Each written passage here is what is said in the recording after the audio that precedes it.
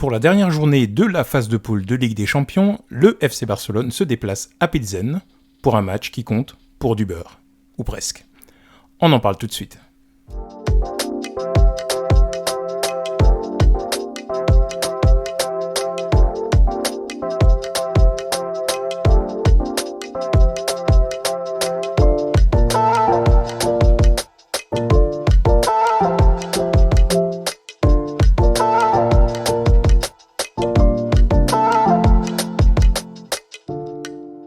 Bonjour à tous, bienvenue sur Barça Today.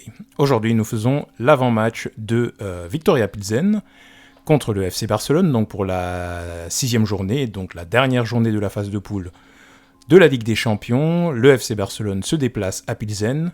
Donc le match aller s'était terminé par un 5-1 au Camp Nou. Le Barça, c'est le match d'ouverture de la Ligue des Champions pour cette édition.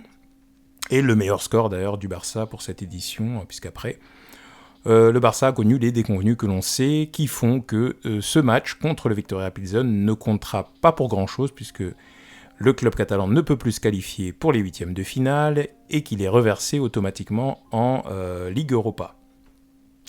Alors justement, on va regarder un petit peu le classement du FC Barcelone pour cette phase de poule, puisque les 4 équipes, je vous rappelle, qui étaient en lice dans ce groupe de la mort étaient le Bayern de Munich, qui a été le double tombeur du Barça dans cette phase de poule, l'Inter de Milan, le Barça et le Viktoria Pilsen. Donc le classement final pour cette phase de poule est le Bayern qualifié premier de groupe. Enfin, il reste encore un match qui va opposer le Bayern à l'Inter, mais de toute façon, l'Inter ne peut plus passer en tête, vu que vous voyez, l'Inter a 10 points, le Bayern 15 points, le Barça 4 points et Pilsen 0 points. Donc quoi qu'il arrive, même si le Barça devait perdre contre Pilsen, il ne pourrait pas être 4e de groupe.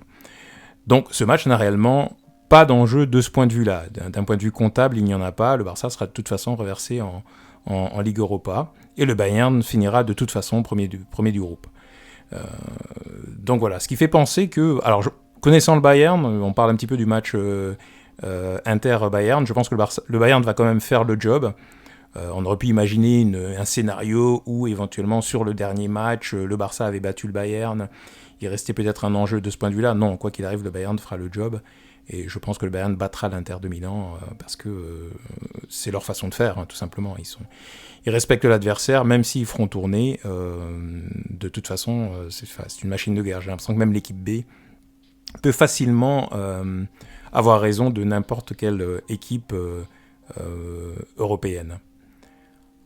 En parlant donc de faire tourner, on va regarder tout de suite, puisque c'est le seul enjeu en fait du match, on va regarder tout de suite la compo que Xavi pourrait mettre en place pour ce match contre le Viktoria Pilsen, en sachant que ont été laissés au repos Robert Lewandowski. Il n'y a absolument aucune raison que Lewandowski joue ce match, d'autant plus qu'il a joué titulaire quasiment tous les matchs du Barça jusqu'à maintenant. Il est sorti pour certains matchs en cours de route quand le score était assuré, mais il a clairement besoin de repos. On l'a vu d'ailleurs lors du match contre Valence que la plupart des joueurs titulaires entre guillemets du Barça étaient dans des conditions physiques compliquées. Il y avait beaucoup de fatigue, il y a eu beaucoup de compétitions, il y a beaucoup de matchs, et encore, c'est pas fini. Il y aura encore un match ce week-end, donc il faut penser à la Liga avant tout, je pense. Donc Xavi va très certainement faire tourner. Donc Lewandowski a été laissé au repos, Busquets est suspendu, me semble-t-il. Et on va avoir Koundé qui est blessé, qui ne pourra pas être présent, et Eric Garcia également ne pourra pas être présent, puisque tous les deux ont subi des blessures lors du match précédent. Donc, il a quand même convoqué un certain nombre de joueurs. On voit la convocation là. Donc, Dembélé sera bien présent, Rafinha sera bien présent, Ter Stegen est convoqué. L'ensemble des autres joueurs comme Pedri, des joueurs importants, sont convoqués. Mais on voit aussi quelques joueurs de l'équipe B, Casado, Alex Vallée. Donc on voit d'autres joueurs qui sont habituellement en B qui viennent compléter la liste des convoqués.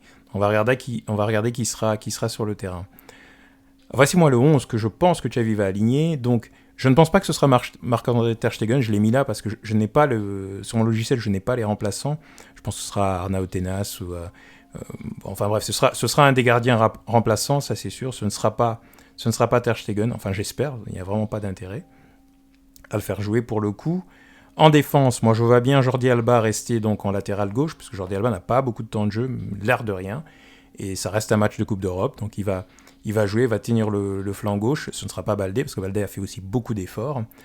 En défense centrale, Piqué va jouer évidemment. Je conserve Marcos Alonso en défense centrale. De toute façon, il n'y a plus de défenseur central puisque Christensen est blessé, Araujo est blessé, Koundé est blessé et Eric Garcia est blessé. Ouais, là, le choix est vite fait là. Il pourrait aussi faire jouer De Jong en défense centrale, mais je pense qu'il va faire jouer Marcos Alonso. Plus ces joueurs-là qui viennent d'arriver ont du temps de jeu avec le Barça, et mieux c'est.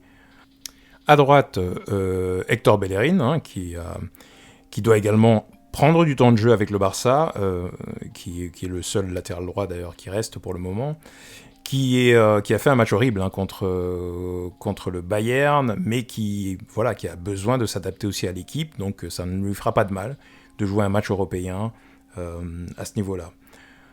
Au milieu, on n'a pas de toute façon Busquets, donc pour moi je vois Kessié.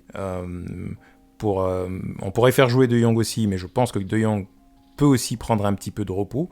C'est un joueur indispensable pour les matchs qui arrivent après, donc moi je ne le ferai pas jouer, je mettrai Kessié devant la défense. Le retour de Gavi, qui n'a pas beaucoup joué dernièrement, aussi. Et pour compléter le milieu, j'ai mis là sur l'image, vous voyez Pedri, mais ce ne sera pas Pedri. Pour moi, ce sera Pablo Torre qui va enfin avoir l'occasion de s'exprimer pendant peut-être une mi-temps, voire un peu plus d'une mi-temps. Je pense qu'à chaque fois, il montre des choses intéressantes, mais il n'a que quelques minutes. Pedri sera définitivement au repos. C'est l'un des joueurs qui a besoin le plus de se reposer et d'être mis au frais avant qu'il ne se blesse, donc ça tombera plutôt bien. Finalement, l'air de rien, c'est peut-être le seul avantage de ne pas être qualifié, c'est qu'on va, dans ce calendrier fou, avoir un match où l'on peut réellement faire reposer les cadres, et ils auront une vraie semaine de coupure pour pouvoir préparer le match en Liga du week-end.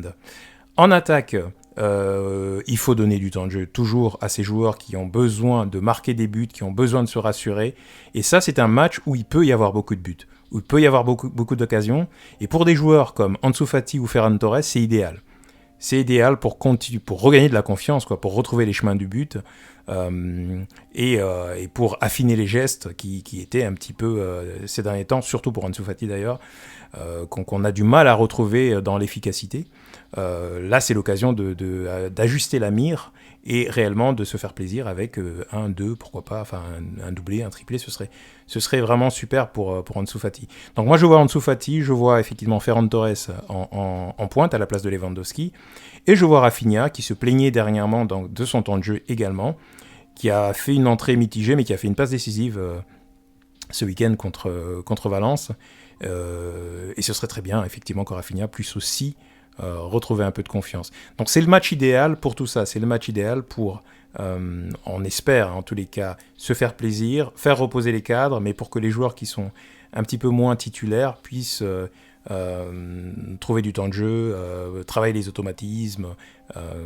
Une victoire ce serait importante pour le moral de ces joueurs-là en particulier, mais ce n'est pas tellement important pour le Barça en lui-même. Je pense que l'idée là c'est vraiment de se concentrer en Liga, pour pouvoir affronter ce week-end Almeria, et en milieu de semaine Osasuna.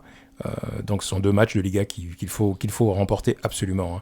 Et ce n'est pas parce que ce sont des petites équipes, on l'a vu hier avec le Real Madrid qui a été mis en échec.